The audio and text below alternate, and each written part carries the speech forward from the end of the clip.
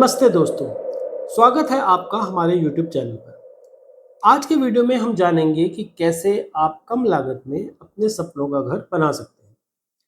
अगर आप भी बजट की वजह से परेशान हैं, तो यह वीडियो आपकी मदद कर सकता है। इस वीडियो को अंत तक ज़रूर देखें ताकि आप भी घर बनाने के आसान, सस्ते और प्रभावी तरीकों के बारे में जान सकें। घर निर्माण का सबसे महत्वपूर्ण पहलू है घर की प्लानिंग यानी योजना बनाना। बिना सही योजना के खर्चा अनियंत्रित हो सकता है। सबसे पहले आपको अपने बजट का सही से अनुमान लगाना होगा। इसमें ज़मीन की लागत, निर्माण सामग्री, मजदूरी और अन्य अप्रत्याशित खर्चे भी शामिल होते हैं। आपको अपने बजट को 5 हिस्सों में बाँट लेना चाहिए। ज़मीन की खरीद, नक्शा बनवाने और नगर निगम से नक्शा पास करवाने का खर्चा, निर्माण सामग्री, श्रम की लागत यानी कॉस्ट ऑफ लेबर और बिजली पानी के कनेक्शन का खर्च। घर बनाने के लिए सबसे पहले आपको ज़रूरत होगी उस ज़मीन की जिस पर आप घर बनाना चाहते हैं। तो ज़मीन या प्लॉट का चयन करते समय स्थान और कीमत का ध्यान रखना बहुत ही ज़रूरी है। अगर आप ग्रामीण क्षेत्र में रहते हैं तो आप कम कीमत में बड़ी ज़मीन खरीद सकते हैं, जबकि शहरी क्षेत्रों में ज़मीन थोड़ी महंगी होती है। लेकिन अगर आप शहर से थोड़ा सा दूर जाकर देखें तो आपको सस्ती ज़मीन मिल सकती है। प्लॉट चुनते समय यह सुनिश्चित कर लें कि वहाँ पर बिजली, पानी, सड़क और अन्य बुनियादी सुविधाएं ज़रूर उपलब्ध हों।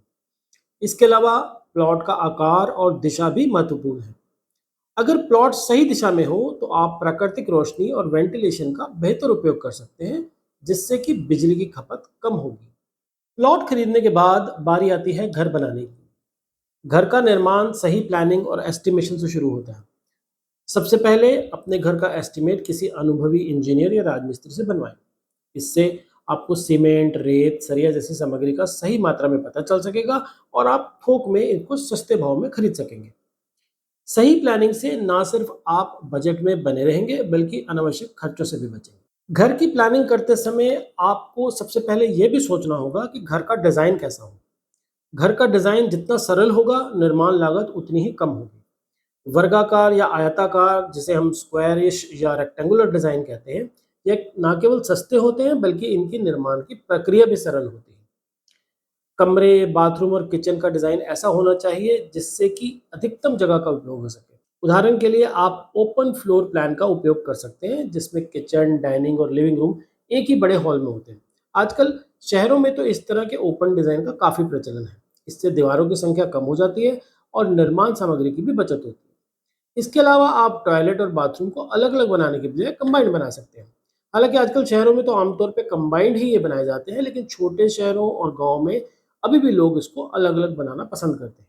लेकिन अगर आप इनको कंबाइंड बनाएँगे, तो इससे आपकी जगह और पैसे दोनों की ही बचत होगी। अब बात करते हैं सही निर्माण विधि की। अगर आप एक मंजिल यानी सिंगल स्टोरी का घर बना रहे हैं, तो आपको लोड बेयरिंग स्ट्रक्चर को प्राथमिकता देनी चाहिए। लोड बेयरिंग स्ट्रक्चर में सारा का सारा जो छत का भार होता है वो दीवारों पे आ जाता है।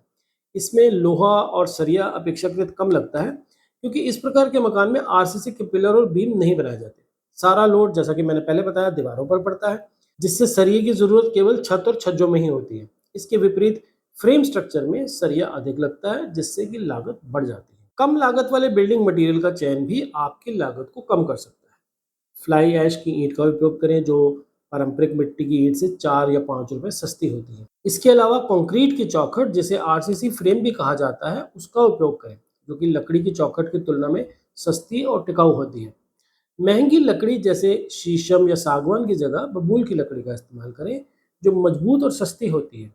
आधुनिक निर्माण में एएसी ब्लॉक का भी काफ़ी उपयोग हो रहा है, जो कि फ्लाई ऐश ईंट की तरह ही सस्ता और पर्यावरण के अनुकूल होता है। एईसी के ईंटों या ब्लॉक से बनी दीवारों में प्लास्टर कराने की भी ज़रूरत नहीं होती, जिससे लेबर और सामग्री दोनों का खर्चा बचता है।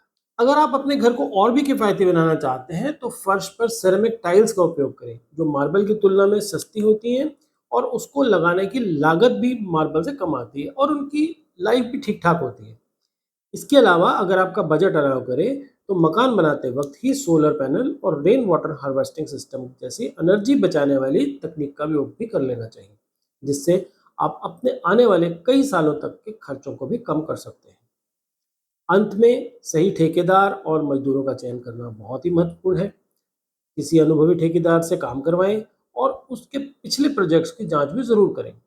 मोल भाव करना बिना भूलें और सुनिश्चित करें कि आपका ठेकेदार आपके बजट के अंदर ही काम करे। तो लीजिए जनाब, घर तो आपका आपके बजट में बन गया, लेकिन घर बन जाने के बाद भी आपकी जिम्मेवारियां खत्म नहीं होती। आपको नियमित रूप से घर की देखभाल भी करनी होगी ताकि कोई भी बड़ी मरम्मत की जरूरत जल्दी ना पड़े। समय समय पर पेंटिंग, प्लम्बिंग और इलेक्ट्रिकल सिस्टम की भी जांच करते रहना चाहिए। अगर आप भविष्य में अपने घर का विस्तार करने का सोच रहे हैं, तो अभी से कुछ प्लानिंग कर लें। इससे आपके भविष्य में होने वाले खर्चों का बेहतर प्रबंधन करने में मदद मिलेगी। तो दोस्तों, ये थे कुछ तरीके जिनकी मदद से आप कम लागत में अपने सपनों का घर बना सकते हैं। सही प्लानिंग, सही सामग्री का चयन और थोड़ी सी समझदारी से आप भी बजट में अपने घर का निर्माण कर सकते हैं। अगर आपको ये वीडियो पसंद आया हो तो इसे लाइक, सब्सक्राइब और शेयर ज़रूर करिएगा। और अगर आपके कोई सवाल हो तो नीचे कमेंट बॉक्स में ज़रूर लिखिएगा। मिलते हैं फिर अगले वीडियो में, तब तक के लिए गुड बाय।